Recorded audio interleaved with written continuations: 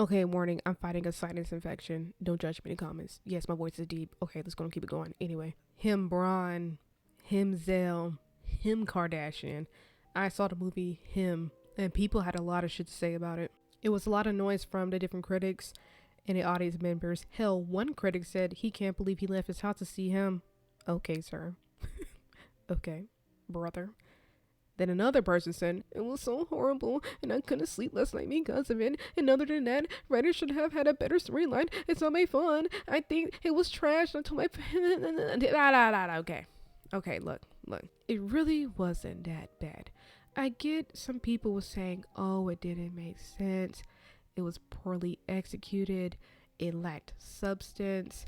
Yeah, Marlon and the other actors and actresses, yeah, they did good, but it wasn't worth the watch. Other people said it was terrible, boring, bland. All this complaining. It's really not that bad. However, my only gripe is it's advertised as a horror movie, right? Since I watched it, since I am obsessed with psychological horrors and thrillers, I feel like it's on a psychological horror side, not straight horror. A few good things happen. Actually, a lot of good things happen in this movie.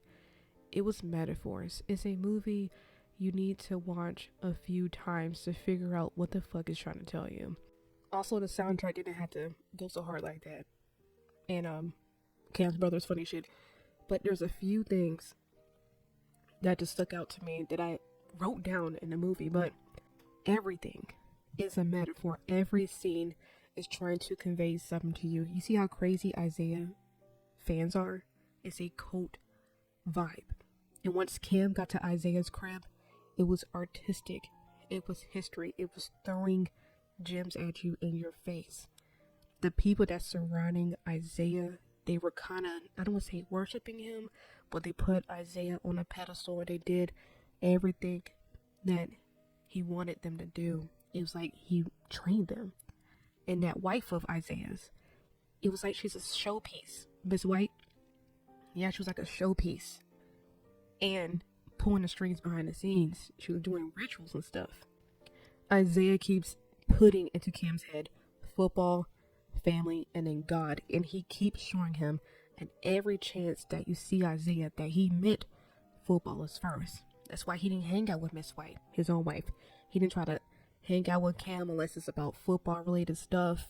Yeah, it was some point where they bonded and stuff, but it was for him to just get his head in the game to do more football. Hell, on his free time, he made it a point to let the audience know he better go watch some football films. He has been telling Cam from the start, he got to cut this family shit. Okay, football is literally not a game, and the way Isaiah treats the game, it's literally not a game for him. This is it. He likes the locker room smell. He loves the fans. He loves the family aspect, and of course, to top it all off, I'm pretty sure he's getting millions and millions, and he's a franchise player. He's the big wigs, game piece on the puzzle. He likes that feeling. He likes that. He missed everything about football. Because, according to Isaiah, he said it from his mouth. That's the only thing that's been consistent for him. He also gives Cam different questions and scenarios to test him, to see that if he's worthy for his spot. Because throughout the movie, you're anticipating, is Cam Isaiah's replacement? Is Cam just doing this as good faith? Like, why does Isaiah want to help this Cam character, this newbie? And he's dropping gems. He even asked Cam if you was in prison or jail, you want food or freedom if you had a choice. He's dropping seeds on him.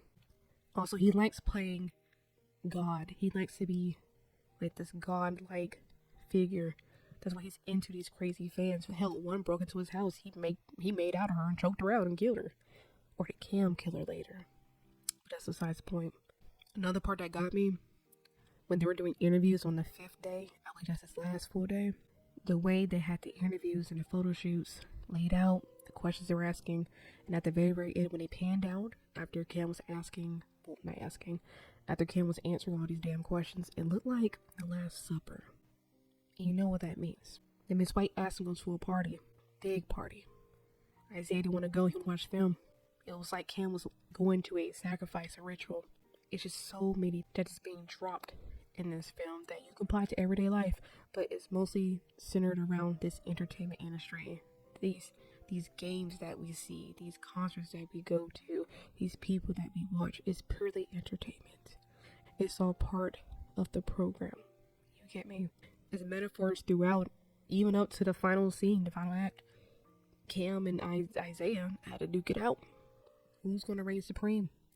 Who's going to come out on top? Who's going to be the next franchise player? Isaiah wanted to dominate Cam simply because of the glory days. He wanted to continue to play football. He was on his way out. He was retiring. But him knowing that he had a chance to continue what he really loves, I'm pretty sure he would probably risk it all. Cam, on the other hand, after seeing all the stuff, digesting what Isaiah was trying to drop to him, looking at all of Isaiah's different game pieces in this little game, this little pawn, he had a different fight. He had a different motive. He wanted to end this, and I knew he wanted to end this because he asked Isaiah a question, and it was, what's opposite of being a killer? And he said, a nice guy. And I knew then, sitting there, I was like, yeah. And the symbolism at the end, when he went Rambo and did what he did, I'm not going to say too much, and he did what he did at the end. It's to send a message. But all in all, I'm not saying too much. The movie's not that bad. If you're into hidden messages, if you're into symmetry, brutality, of course, seeing some sports action, I don't know. This film will vibe with you. Now, is it like the movie of the year? No, of course not. It doesn't break my top 10, but it's not the worst one. So all in comments talking about the worst movie they seen this year. You haven't seen Honey Don't. That shit was ass. Okay, I don't know what the plot was. Sorry, Honey Don't. I'm sorry, ass. But look, all in all, the Him movie wasn't that bad. If you open your mind and take in the messaging, you will see it's really not that bad. It's really not that bad. But too many people have a veil on, and they don't want to lift it for comfort.